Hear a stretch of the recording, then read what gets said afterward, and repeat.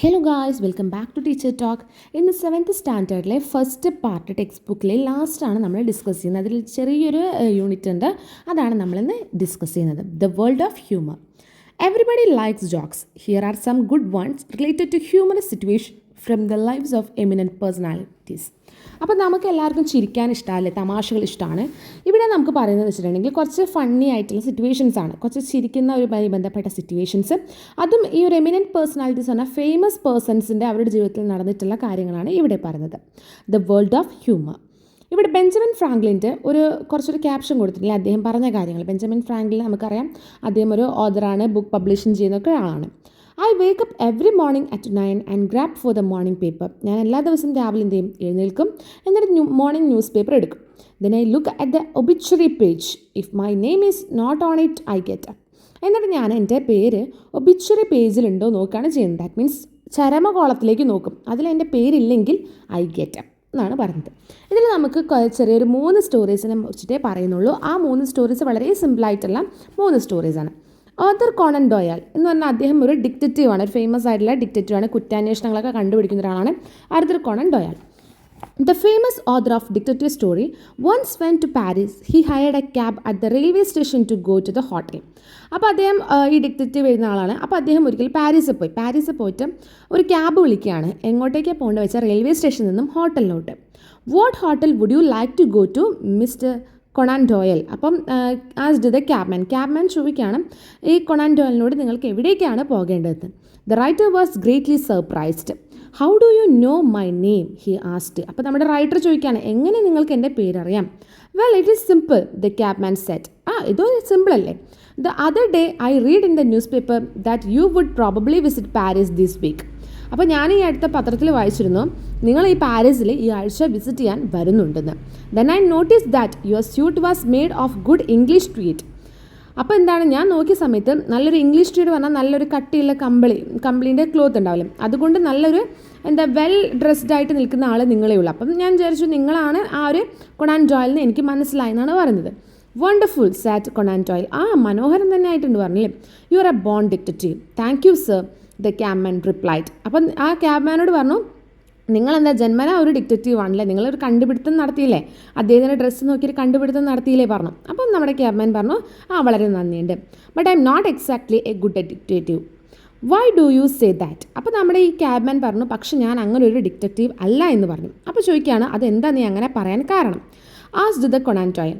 U see sir, your name is written on your luggage. അതെന്താ വെച്ചിട്ടുണ്ടെങ്കിൽ നിങ്ങളുടെ പേര് നിങ്ങളുടെ ലഗേജിലുണ്ടായിരുന്നു എന്നാണ് പറഞ്ഞത്. അപ്പം അങ്ങനെയാണ് നമ്മുടെ ഈ ക്യാബ്മാനെ പേര് കണ്ടുപിടിച്ചത്, അല്ലാതെ അദ്ദേഹം പത്രത്തിൽ വായിച്ചിട്ട് ഒരു ഡ്രസ്സ് കൊണ്ടല്ല. അപ്പോൾ ജസ്റ്റ് ഒരു തമാശ പോലത്തെ ഒരു കഥയാണ് ഇതിൽ പറഞ്ഞത്. ഇനി നെക്സ്റ്റ് സ്റ്റോറി പറഞ്ഞ് മാർക്ക് ട്വെയിൻ്റെ ആണ്.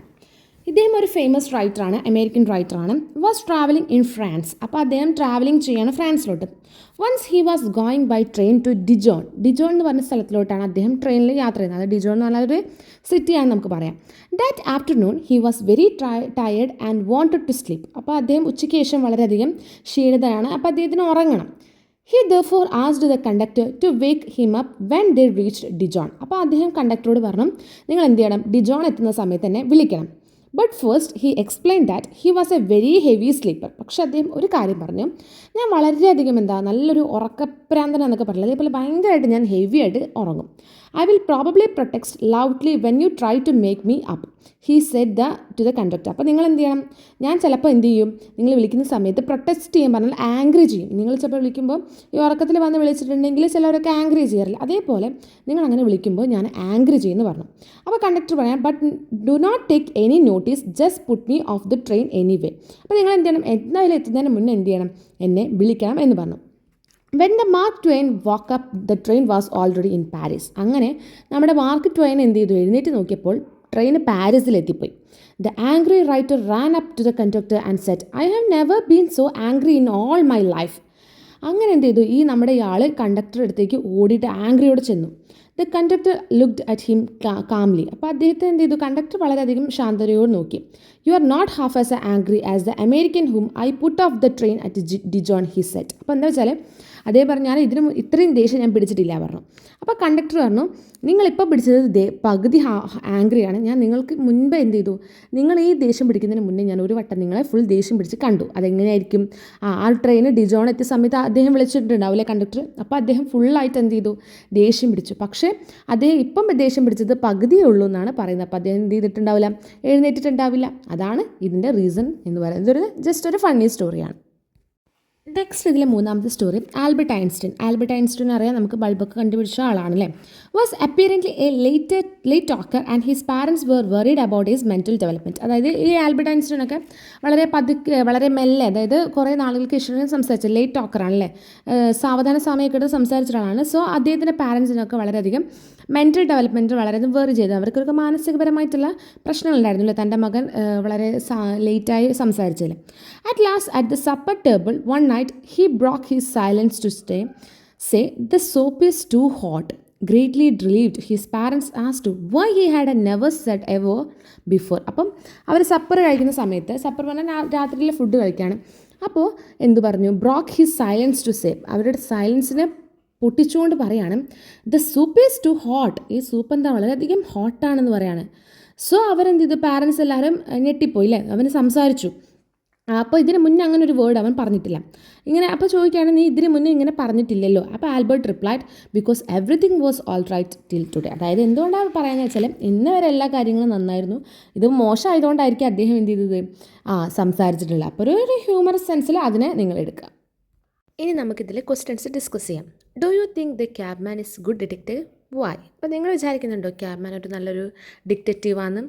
ഇല്ല അല്ലേ. I don't think the cabman is a good detective. He saw the name Conan Doyle written on his luggage and that was why he called the writer by his name. അത് എന്തുകൊണ്ടാണ് വെച്ചാൽ ലഗേജിൽ പേരുള്ളതുകൊണ്ടാണ് അദ്ദേഹം പേര് വിളിച്ചത്. അപ്പോൾ അതുകൊണ്ട് നമുക്കൊരു നല്ലൊരു ഡിറ്റക്റ്റീവ് ആണെന്ന് പറയാൻ സാധിക്കില്ല. Next question, who did the conductor put off the train? Why? ആരെയാണ് കണ്ടക്ടർ ഇറക്കി വിട്ട്? വൈ? എന്തുകൊണ്ട്? The conductor put off the train the American who did not want to get down Dijon. അപ്പോൾ ഡിജോണിൽ എത്താൻ സാധിച്ചില്ല, അപ്പോൾ പാരീസിൽ ഇറക്കി വിട്ടു. The conductor through thought the man he put off was Mark Twain who wanted to be put off at Dijon. അപ്പം ഈ ഡിജോൺ എന്ന പ്ലേസിലാണ് ഈ മാർക്ക് ട്വൈനെ ഇറക്കി വിട്ടത്. Next question, why did it take Albert Einstein so long to speak? എന്തുകൊണ്ടായിരുന്നു Albert ഐൻസ്റ്റീന് കുറേ സമയം എടുത്ത് സംസാരിക്കാൻ? It look Albert Einstein so long to speak because everything was right up to the time of supper. That day when he found the soup was too hot so there was no need for him to speak. അപ്പോൾ ഇത്രയും നാളെല്ലാം okay ആയിരുന്നു, രാത്രിയിലെ സപ്പറിൽ soup ഹോട്ടായ സമയത്താണ് അവന് Albert Einstein സംസാരിക്കേണ്ട ഒരു ആവശ്യം വന്നിരുന്നത്. അതുകൊണ്ടായിരുന്നു സംസാരിക്കാൻ ലേറ്റായെന്ന് നമ്മൾ പറഞ്ഞത്. ഇനി ഇതിൽ ലാസ്റ്റ് ക്വസ്റ്റ്യൻ ഉണ്ട്, do you think everything was all right till Einstein complaint about the soup? അപ്പോൾ നിങ്ങൾ വിചാരിക്കുന്നുണ്ടോ ഐൻസ്റ്റീൻ ആ സൂപ്പിനെ കുറിച്ച് കംപ്ലൈൻറ്റ് ചെയ്യുന്നവരെല്ലാം ഓൾ റൈറ്റ് ആണ്, എല്ലാം ശരിയാണെന്ന്? I don't think everything was all right till Einstein complaint about the soup. He did not speak because his speaking facilities had not developed properly before that. അപ്പോൾ ഇതൊരു funny ആയിട്ടുള്ള സ്റ്റോറിയാണല്ലേ. അപ്പോൾ Einstein ഇത്രയും നാൾ complaints ഒന്നും ഉണ്ടായിരുന്നില്ല എന്നാണ് അതിൻ്റെ അർത്ഥം? അല്ല അല്ലേ. ഐൻസ്റ്റീന് സംസാരിക്കാനുള്ള ബുദ്ധിമുട്ടുണ്ടായിരുന്നു, സ്പീക്കിംഗ് ഫെസിലിറ്റീസ് ഉണ്ടായിരുന്നു, അതുകൊണ്ടായിരിക്കും ഐൻസ്റ്റീൻ എന്ത് ചെയ്തില്ല, സംസാരിച്ചില്ല എന്നാണ് പറയുന്നത്. ഇതോടെ ക്വസ്റ്റ്യൻ ആൻസേഴ്സും ഡിസ്കസ് ചെയ്തു. ഇനി ബാക്കി ആക്ടിവിറ്റീസ് ഞാൻ പാർട്ട് 2 ആയിട്ട് അപ്ലോഡ് ചെയ്യാവുന്നതാണ്. അപ്പോൾ വീഡിയോ ഇഷ്ടപ്പെട്ടാൽ ലൈക്ക് ചെയ്യാനും ഷെയർ ചെയ്യാനും സബ്സ്ക്രൈബ് ചെയ്യാനും കമൻറ്റ് ചെയ്യാനും മറക്കരുത്. പുതിയൊരു വീഡിയോയ്ക്ക് വരാം. അതുവരേക്കും ബൈ.